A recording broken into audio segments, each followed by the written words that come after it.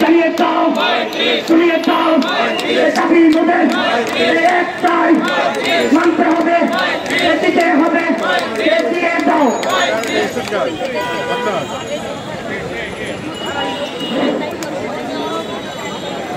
মিলন ভাই, আপনি ভাইকে নিয়ে আমাদের এই মঞ্চের সামনে আসেন। মিলন ভাই যদি আমার কথা শুনতে পান, আপনি ফারুক মজুমদারের সাথে দ্রুত যোগাযোগ করুন।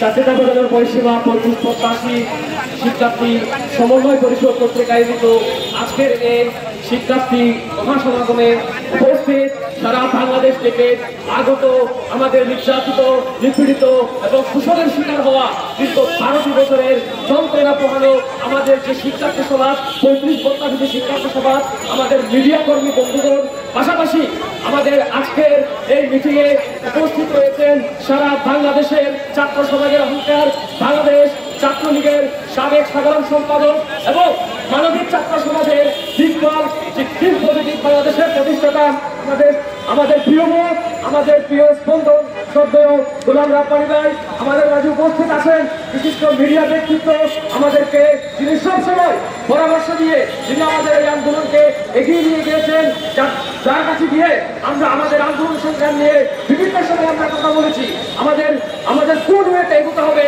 সব বিষয়গুলো আমাদেরকে দিক নির্দেশনা দিয়ে এগিয়ে দিয়েছেন। সে আমাদের কবির চৌধুরী, তন্ময় ভাই সহ আজকে উপস্থিত আমাদের সকলকে আমি শ্রদ্ধা করে স্মরণ করছি এবং আমার সালাম এবং আদব পেশ করছি। প্রিয় বন্ধুগণ, আমি বক্তব্যের শুরুতে ধন্যবাদ জ্ঞাপন করতে চাই আমাদের বীর চট্টলার অভিসংবাদিত নেতা বীর মহিউদ্দিন চৌধুরীর সুযোগ্য সন্তান, আজকে আমাদের চট্টগ্রাম রত্নখ্যাত আমাদের মুহিবুল হাসান চৌধুরী লোকাল ভাইকে আমি আজকের এই মঞ্চ থেকে চট্টগ্রামের একজন সন্তান হিসেবে আমি শুরুতে ধন্যবাদ জ্ঞাপন করতে চাই। লক্ষ লক্ষ যে শিক্ষার্থী সমাজের পক্ষ হয়ে দিল্লিতে একটি দাবিতে আমরা যে 12 বছর ধরে লড়াই সংগ্রাম করে যাচ্ছি, সেই লড়াই সংগ্রামের সাথী হিসেবে আমাদের সাথে একাত্মতা পোষণ করে তিনি যে জনপ্রশাসন মন্ত্রণালয়ে একটি যে সুপারিশ পাঠিয়েছেন, একটি ডিউ লেটার পাঠিয়েছেন, তিনি সেই ডিউ লেটার পাঠিয়ে আজকে তিনি শুধুমাত্র চট্টগ্রামের আজকের এই সমাবেশ থেকে অনেক ঘোষণা দিতে চাই। আজকে আমাদের হৃদয়ের স্পন্দন আমাদের বীর চট্টগ্রামের অভিসংবাদিত নেতা আমি মুহিবুল হাসান চৌধুরী লোকাল ভাইকে শুভরাত্রি উপহার দিচ্ছি। আজকে আমাদের মুহিবুল হাসান চৌধুরী আমাদের সারা বাংলাদেশের ছাত্র সমাজের হৃদয়ের রত্ন হিসেবে আজকে তিনি পরিণত হয়েছেন।